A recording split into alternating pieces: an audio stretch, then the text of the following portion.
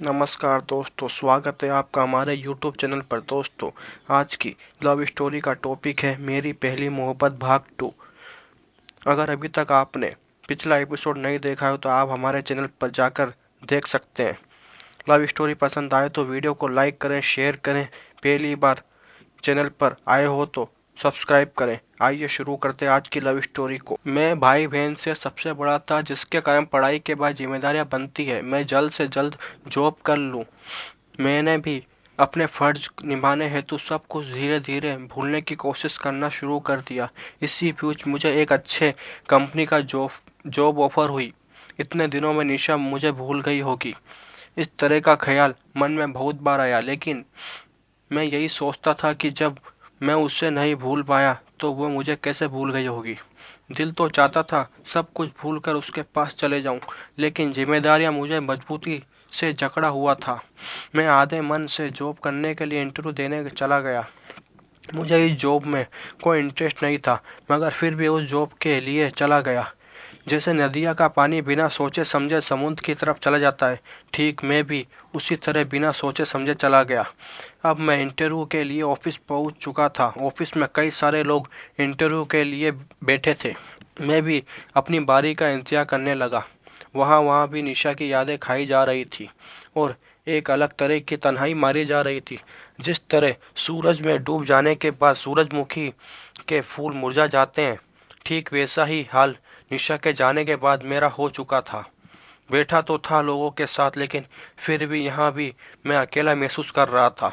कुछ समय बाद मेरी भी बारी आ चुकी थी।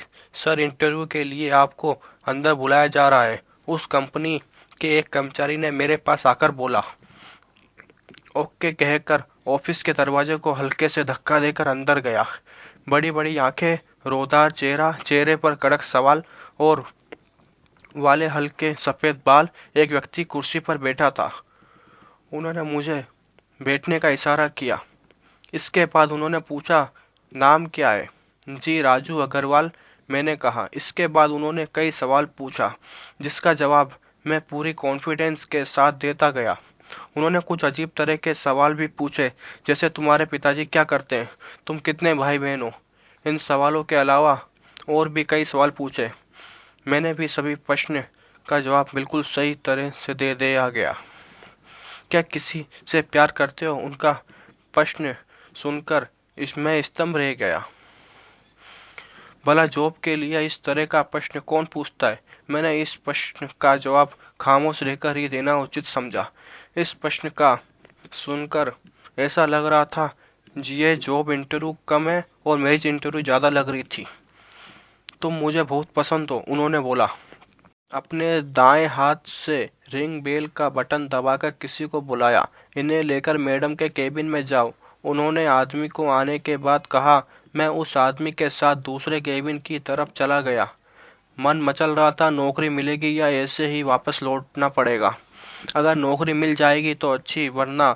मैं जब दूसरे केबिन के अंदर गया तभी मुझे आवाज़ सुनाई पड़ी, साहब, बोलो कितना सैलरी लोगे।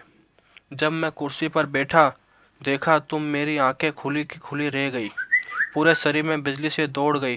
चेहरे की हल्की मुस्कान लिए वहां पर निशा बैठी थी। मैं तो निशा को देखकर हल्का बक्का सा देखता रह गया। तभी वह मुझे बोली, क्यों साहब, चौंक गए? मैंने कहा, निशा, तुम्हें क्या लगता था हम तुम्हें भूल गए? मैं भी तुम्हें इतना ही मिस करती थी जितना तुम मुझे करते थे। फिर हम दोनों ने एक दूसरे को गले लगा लिया। कुछ पल तक तो कहीं हम एक अलग सी दुनिया में खो गए।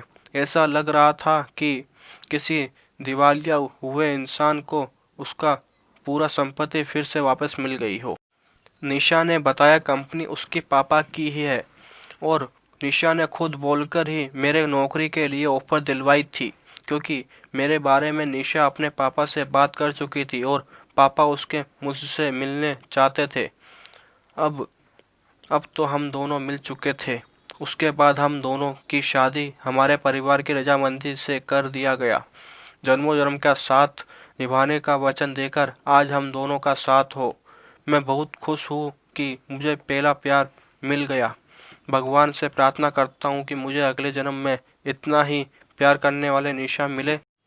न चाहत है तुझे इन सितारों की, न चाहत है इन बहारों की, तू हमेशा मेरे साथ रहे यही चाहत है तेरे दीवाने की। दोस्तों, आपको ये लव स्टोरी कैसी लगी? अगर अच्छी लगी हो तो प्लीज़ कमेंट करके ज़रूर बताएं, ताकि ऐसी लव स्टोरी और प्रस्तुत कर सके। और हम जल्दी मिलेंगे अगली लव स्टोरी में। तब तक के लिए हम विदा लेते हैं। Good bye.